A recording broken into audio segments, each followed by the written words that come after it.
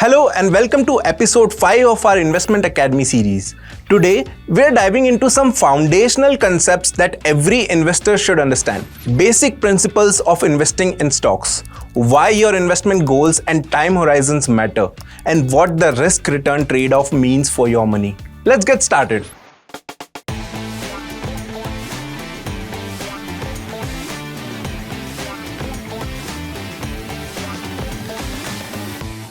We understood in our previous videos that investing in stocks means buying shares of ownership in a company. When you own a company, you benefit from the company's growth and earn a share of the profits in the form of dividends. But not every business will be profitable, and you just should not buy any stocks of any company. Research is the key. Always research the companies you're considering for investing. Look into their financial health, market position, and future growth potential. There are endless methods of analyzing the fundamentals of the company, and you need to make an effort to finding out the fundamentals of the company you are investing in. In our next videos, we will discuss in detail how you can analyze the stocks before investing. The basic fundamental of investment is diversification. Don't put all your eggs in one basket.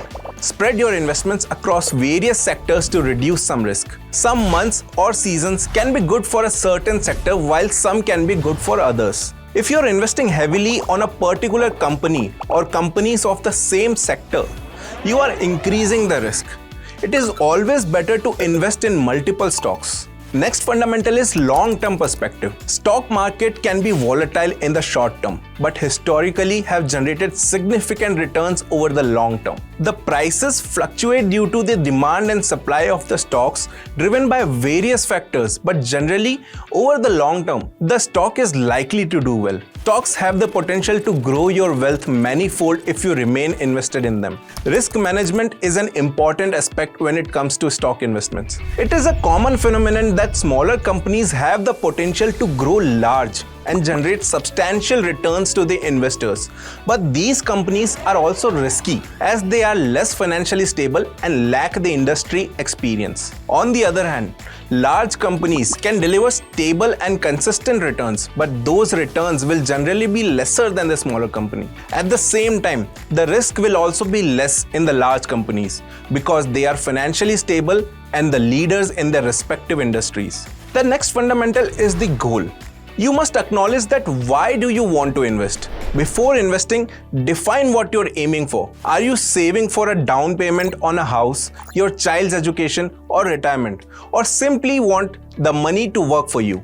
Your goals will dictate your investment strategy and can help you make better investment decisions. The time to achieve the goal plays an important role.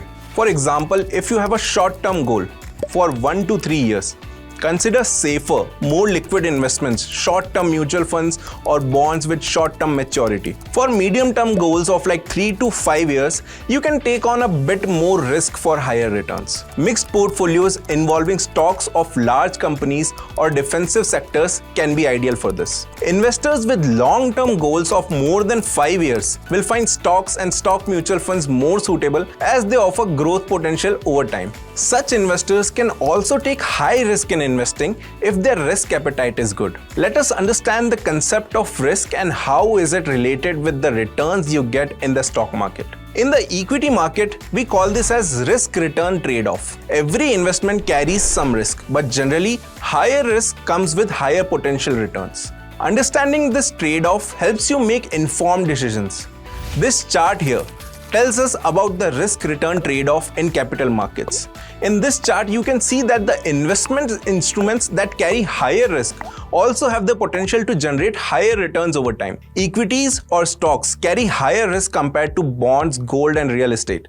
But the return generating ability is also high, as liquidity is better in equities, which means you can cash out your investments whenever you want. You can sell the shares anytime and you will receive the money within 1 or 2 days.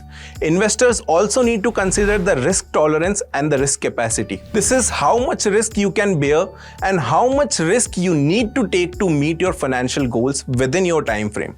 Finding the right balance between risk and return is key to successful investing. That wraps up our fundamentals to investing in stocks, setting goals, and understanding risk and return. Remember, Investing is a personal journey and there's no one size fits all answer. Stay tuned for our next episode where we will be exploring fundamental and technical analysis, and we will also learn some stock investment strategies. Until then, happy investing.